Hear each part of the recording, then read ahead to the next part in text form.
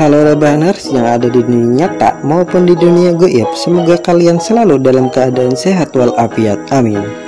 Kali ini saya akan merangkum film horor anak bangsa bergaya found footage. Ada yang tahu found footage? Bagi yang belum tahu, film found footage adalah teknik pembuatan film fiksi yang dikemas seperti film dokumenter dan seolah ceritanya merupakan kisah nyata. Found footage biasa disebut dengan mockumentary atau dokumenter palsu, dan memang saat itu lagi booming-boomingnya film seperti ini. Saat paranormal activity meledak luar biasa, budget film tidak seberapa, tapi untung sangat berlipat-lipat seperti perut Anda.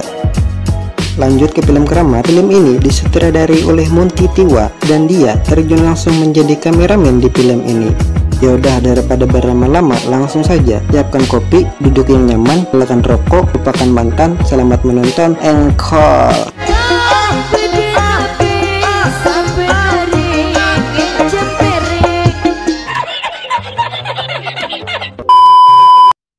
Di titik itu dia pokoknya depresi banget nih, kasarnya kalau udah mati mah.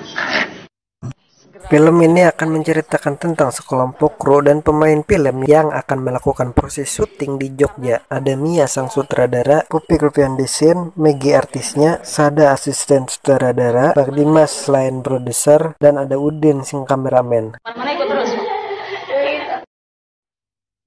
Adegan memperlihatkan mereka sedang melakukan meeting sebelum berangkat syuting di Jogja. Di situ Mbak Mia sang sutradara sedang menjelaskan bahwa ini adalah film pertamanya dan dia mengatakan sangat optimis untuk bisa menang dalam festival film. Film pertama gue, ini memang film pertama gue, tapi gue optimis banget. Tidak lama setelah itu sang produser Pak Dimas pun datang. Dia mengatakan jika festival dan piala itu nomor sekian, yang penting duit masuk. Pokoknya duit aja. Festival, piala itu nomor sekian. Yang penting budget masuk, cari untung. Di sisi lain, Mia terlihat agak jengkel dengan perkataan Pak Dimas. Dan bisa diambil kesimpulan, Mia sang sutradara ini adalah tipe orang yang ambisius dan idealis.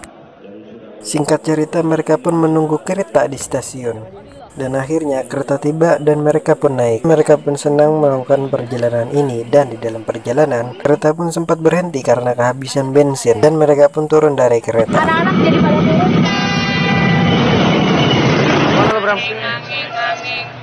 Akhirnya mereka pun sampai di Jogja pada tengah malam dan di sana mereka sudah disambut oleh Mas Brahma. Ini orangnya.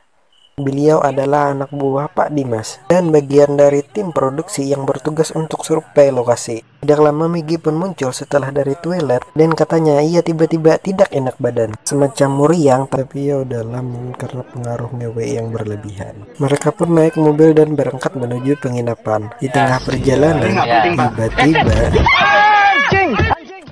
ada orang yang menggebrak kaca jendela mobil dan berteriak "Wongso, Wongso". Perjalanan pun dilanjutkan kembali.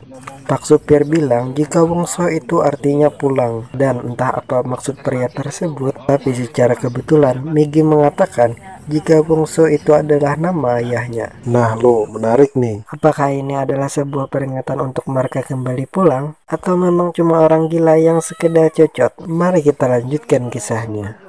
Setiba di penginapan, mereka pun disambut kembali oleh orang yang punya rumah tersebut. Dan terlihat ada gamelan juga di sana. Dan itu menunjukkan bahwa rumah penginapan tersebut adalah rumah tradisional. Singkat cerita, malam pun tiba. Migi yang sedang sakit terbangun dari tidurnya karena katanya mendengar suara menangis yang entah dari mana asalnya. Suara orang nangis gitu dari luar, gue gak bisa tidur, cung. Sada dan kameramen pun memutuskan untuk memeriksanya keluar. Saat melewati ruang gamelan, di situ agak sedikit bikin merinding sebenarnya si anjir. Saat di luar, Sada dan kameramen pun mencari asal suara tersebut, tapi tidak ketemu. Dan yang terdengar hanya suara jengkrik di malam hari. Ngajak Sada untuk kembali ke dalam karena dia sedikit hariwang berada di sana. Tapi karena Sada masih penasaran, dia terus menyentuh daerah sekitar dan tiba-tiba ya terdengar suara gamelan dari dalam. Dan itu pasti kerjaannya si Poppy sama si Migi yang masih jahit. Poppy sama Migi ini saat lu pada Tapi saat cungkring ke dalam, Pupi dan Megi tengah berada di kamar. Lalu siapa yang membuat gemelan tadi? Wah anjir. Karena masih penasaran, Sada dan Cungkring pun kembali keluar. Dan benar saja mereka mendengar suara tangisan. Tidak sampai situ saja, hal mengejutkan pun terjadi. Tidak sengaja sebuah kamera menangkap sebuah gambar berikut. Kamu cek sana. Sekalian tanggung. Ya, penampakan itu terlihat seperti seorang wanita memakai kebaya tradisional. Dan entah apa itu, tiba-tiba kamera Udin pun mati. Saat menyala kembali, sudah ada bapak penginapan yang menjantang di sana. Dan itu membuat mereka berdua kaget. Esok hari, mereka pun melakukan pelatihan sebelum melakukan proses syuting. Di sini mulai terlihat watak asli Mia, karena Migi dan Dias kurang mendalami peran yang mereka mainkan. Akhirnya mereka pun kena marah, dan itu berimbas kepada Sada, sang asisten sutradara. Terakhir, Mia pun menyuruh mereka untuk istirahat. Apa motivasi lo? Pengen tunggu dia. Salah! 5 hari, Sada! Minggu depan kita syuting! Istirahat semuanya! Singkat cerita, mereka pergi ke Candi Borobudur untuk cek lokasi. Dan lagi-lagi Mia kembali mengomel karena Dias dan Migi terlihat main-main. Dias, Popi! Gigi! Kita nggak main-main nih, men. Kita lagi nggak piknik nih. Singkat cerita, malam pun tiba. Dan film ini memang banyak sekali mengandung singkat cerita, karena memang scene asli film ini memang loncat-loncat. Saat itu, mereka sedang dalam perjalanan pulang menuju ke penginapan. Ada Migi, Popi, dan Dias, Bakmia, dan lain-lain berada di mobil yang sudah berangkat duluan. Ternyata, mobil yang mereka tumpangi tersesat di jalan dan sekeliling jalan sangat gelap gulita, tidak ada mobil yang lewat. Tapi kemudian terlihat dari kejauhan ada seperti cahaya lampu mobil. Namun anehnya, semakin lama cahaya tersebut semakin banyak, dan tiba-tiba cahaya tersebut berubah menjadi seperti bola api yang terbang ke atas mobil mereka. Singkat cerita, mereka pun sampai ke penginapan. Di sana, Pak Dimas, Mbak Mia, dan lain-lain sudah menunggu mereka semua karena mereka datang terlambat dan dikira pergi dulu ke tempat dugem. Dasar disco. Alhasil, terjadi sedikit percekcokan antara Pak Dimas dan Dias. Dengan gaya Dimas yang bebungulan, membuat Pak Dimas merasa tidak dihargai. Gede api. Gimana Mas Dias? Di hutan. Jalan lah, benerin dulu, Bung. Santai dong, Sob. Lu nggak nganggap gua di sini, tau nggak? Jika tidak dipisahkan, mungkin mereka hampir gelut di situ. Esok harinya mereka pun kembali melakukan latihan. Tapi lagi-lagi, Migi dari awal yang turun dari kereta sudah tidak enak badan, tiba-tiba ngeblank dan tidak ingat skrip. Sontak, hal tersebut membuat Mia geram. Latihan pun terganggu, ditambah kondisi Migi yang semakin meriang. Dan lagi-lagi, Mbak Mia paparamang. Iya, masih diungkit dong. Nih, gara-garanya begini kan lo lihat kan? Kembali lagi syuting! Woi! Rengsek semuanya! Wow, anjir, marah-marah melek.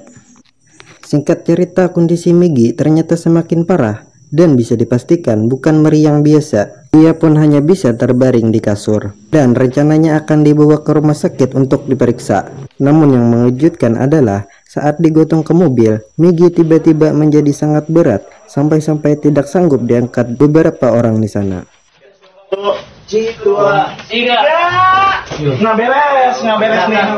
Saat malam tiba, mereka terlihat tidak ngaruan karena tidak tahu apa yang sedang terjadi dengan Migi. Lalu tiba-tiba terdengar dari kamar Migi seperti seseorang sedang nyinden. Saat dicek, tak disangka itu adalah Migi yang sedang nyinden. Yang asli adegan ini mah, coba kalian nonton malam-malam dan bayangkan kalian di sana. Serem boy.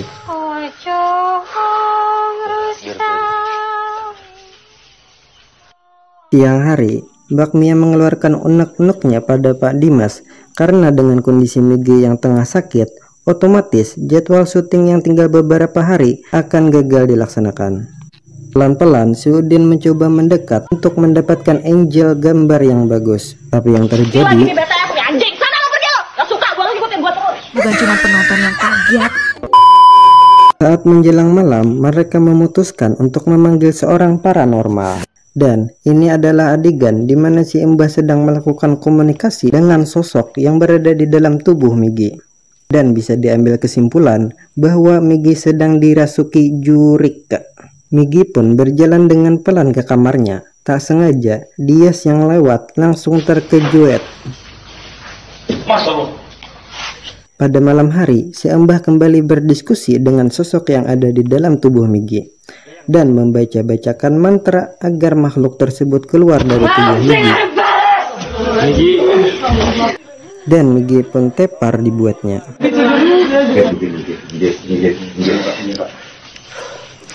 Dirasa semua sudah selesai, mereka pun gulang-galik dulu untuk bersantui di luar. Tapi tiba-tiba Sada yang muncul dan mengatakan Migi hilang dari kamarnya. Serius lo jagain Migi dari tadi? Si Mbah pun langsung Sherlock via goib untuk melacak keberadaan Migi. Tolong! Saat titik koordinat sudah ditemukan, si Mbah mengatakan jika Migi sudah dibawa ke alam lain. Esok harinya, si Mbah dan yang lainnya pergi ke pantai dengan tujuan untuk menanyakan solusi kepada penguasa lautan, Aquaman. Sesampainya di sana, si Mbah langsung melakukan ritual dan sesi tanya jawab dengan penguasa lautan di sana.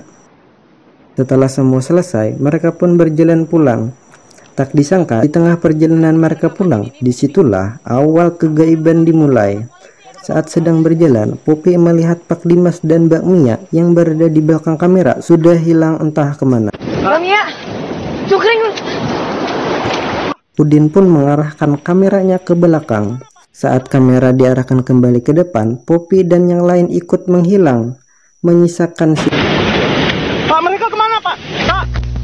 Udin yang panik lalu mendekat ke depan si Mbah, lalu kamera pun jatuh dan terlihat berada di atas rumput. Oke, sampai di sini mari saya jelaskan bahwa mereka semua sudah dibawa ke alam goib atau dimensi lain, di mana rumput yang kita lihat ini adalah rumput goib. Lanjut. Akhirnya mereka semua terbangun. Di saat kebingungan, mereka melihat Migi di kejauhan. Tanpa alasan yang jelas, Migi pun langsung lari dan mereka semua mengejar.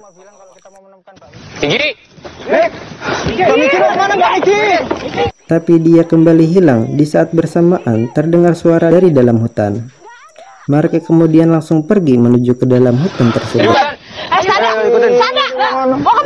Singkat cerita, mereka semua sudah berada di dalam hutan dan hari pun mulai gelap. Mereka terus berjalan tanpa arah dan tujuan, kayak judul lagu. Mia yang emosian pun terus papa remang karena kesal dengan apa yang terjadi. Udah pemain hilang, syuting gagal, sekarang malah terjebak di jungle. Mati lah, kayak nggak ada dalangnya lah. Jadi syuting gua. Saat berjalan, tiba-tiba Brahma anak buah Pak Dimas menemukan sebuah batu merah delima tergeletak di atas rumput. Dia pun mengambilnya. Namun Pak Dimas langsung menyuruhnya melanjutkan perjalanan. Lagi-lagi, Brahma melihat keris di bawah pohon. Saat diambil, tiba-tiba ya, dia diseret ke kegelapan oleh sesuatu. Mereka pun langsung lari terbirit-birit dari sana. Singkat cerita, mereka pun tengah melakukan istirahat. Di situ kembali terjadi perdebatan antara Pak Dimas dan Mia, di mana Mia kesal filmnya Amsyong gara-gara kejadian ini. Gara-gara lu, Din. Lu nggak cukup ya gue marahin sekali ya. Mereka pun kembali melakukan perjalanan. Tak disangka, mereka menemukan wanita cantik tengah meminta tolong. Dia mengaku sedang menunggu teman-temannya yang sedang mencari pertolongan karena tersesat. Dias yang merasa kasihan memutuskan untuk menemani wanita tersebut meski yang lain menentangnya. Wake up! Oke, lu tenang ya, lu tenang. Ya, siap. Temannya saya di sini, Mas. Nggak berani saya sendiri. Nggak berani sendiri. Ini saya mau ngasih informasi aja ke teman-teman semua bahwa aturan pertama film horor adalah jangan memisahkan diri dari kelompok jika tidak ingin mati duluan dan dikasih honor yang lebih murah. Mereka pun melanjutkan perjalanan dan betapa terkejutnya mereka setelah melihat penampakan sosok aneh dari kejauhan. Mereka pun langsung lari dari sana. Jika diperhatikan itu seperti Ucil temannya Mbak Yul, tapi persis seriusnya.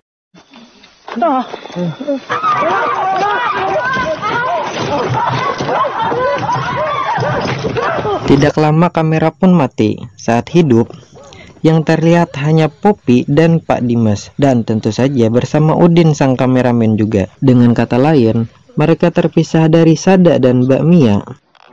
Terlihat di sekitaran bahwa itu adalah kawasan kuburan kuno yang tak terurus. Serem Di saat-saat genting kayak gini, Poppy mengatakan kebelet dan ingin pipis sebentar, dan meminta Pak Dimas untuk menemaninya. Saya mau pipis, Pak. Cari penyakit. Otomatis Udin sang kameramen pun ditinggal sendirian di kuburan tersebut. Tapi beruntung si Udin yang pegang kameranya dipastikan tidak langsung mati, karena jika dia mati maka filmnya langsung tamat. Poppy dan Pak Dimas pun pergi. Udin dan kameranya hanya bisa menunggu sambil melihat keadaan di sekitar. Dan sejauh mata memandang, yang terlihat hanya kuburan, pepohonan, dan kegelapan. Kesunyian hutan pun sangat begitu terasa. Dan tiba-tiba, di sini ada jump scare. Bukan sound effect yang mengagetkan, tapi lebih ke visual, ya sejenis spesies pocong. Dan jika kalian tidak sanggup melihatnya, takut kebawa mimpi, kalian bisa skip atau tutup layar handphone kalian. Lanjut ya. Tiba-tiba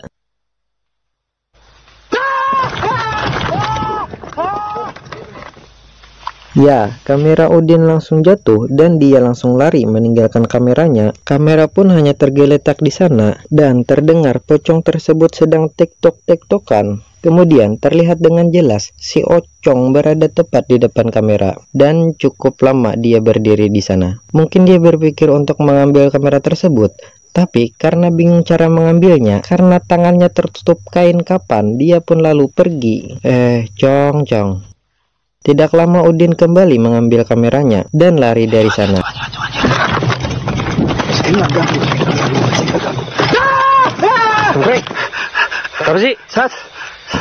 Akhirnya mereka pun bertemu dengan Mbak Mia. Lalu muncul si Poppy. Loh, bukannya dia tadi pipis dengan Pak Dimas ya? Saat ditanya, Poppy mengaku bersama Sada dan Mbak Mia dan justru mencari Pak Dimas dan Udin. Ikut sama Mbak Mia. Terakhir gue jatuh dan gue langsung ikut sama Mbak Mia. Itu berarti Poppy yang tadi bersama Pak Dimas adalah Poppy-Poppyan dan bukan Poppy beneran. Dan kemungkinan sekarang Pak Dimas dalam bahaya. Dan benar saja, tiba-tiba terdengar teriakan Pak Dimas. Mereka pun kembali lari dan dikejutkan dengan iring-iringan orang yang sedang membawa keranda jenazah.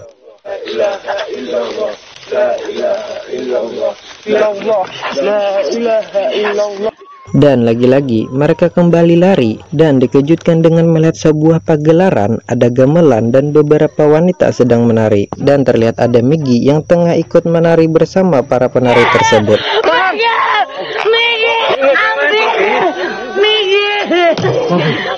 Sada pun langsung menggendong Migi dan membawanya pergi dari sana. Sada! Kamera pun mati. Tidak lama, wanita yang memakai pakaian adat seperti ratu menghampiri Sada dan mengatakan, "Kalau matahari terbit, kalian masih di tempat ini. Jika mereka masih berada di hutan sebelum matahari terbit, mereka akan terjebak di hutan atau alam gaib tersebut selama-lamanya.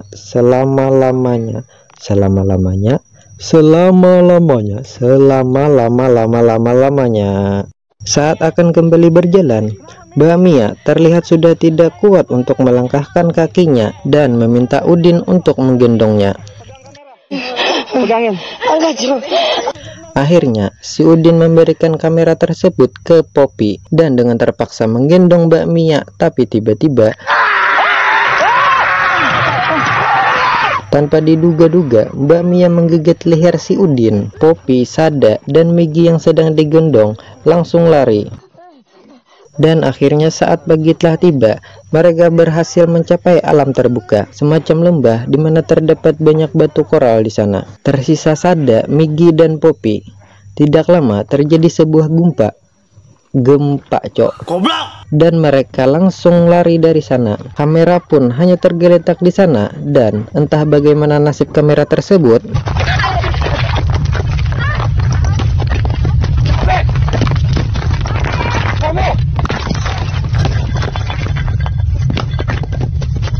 terakhir kita diperlihatkan sebuah koran yang memberitakan sebuah bencana gempa tektonik di Bantul. Diduga fenomena tersebut bukan gempa biasa dan warga menemukan kamera milik kru film dan tamat ending yang cukup membuyarkan. Oke, untuk film kali ini jika dijelaskan secara rinci dan logika jelas tidak masuk akal, karena film ingin menunjukkan hal-hal mistis yang identik dengan hal-hal mistis Jawa. Nah, beberapa riset dari Daidai menemukan beberapa referensi dari film ini, di mana film ini katanya memiliki pesan moral untuk menjaga alam dari kerusakan dari beberapa oknum-oknum tertentu. Untuk kejadian gempa di Bantul tersebut memang benar terjadi pada tahun 2006 silam. Tapi masalahnya saya pribadi tidak menemukan kaitan antara menjaga alam dengan para kru film yang ada di film tersebut. Ada Jo, ayam udah mau selesai ya.